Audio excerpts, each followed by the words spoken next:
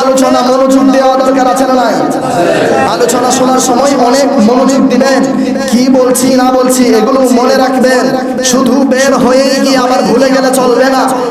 মসজিদের ভেতরে প্রবেশ করার পর থেকে কি বলি না বলি এগুলো নিজের আমলে আনতে হবে, নিজের তাসিরে আনতে হবে, নিজেকে তাসির রাখতে হবে, নিজের আমলে আনতে হবে, নিজেকে নিজে বলতে হবে আজকে কি শুনলাম, আল্লাহ শুক্রবার দিয়েছে কেন?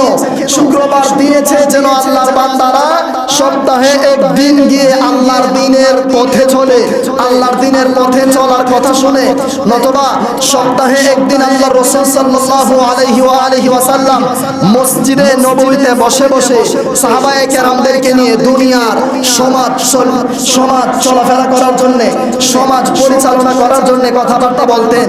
শুক্রবারটা হচ্ছে মানুষ পরিবর্তন হওয়ার আরো একটি মাধ্যম।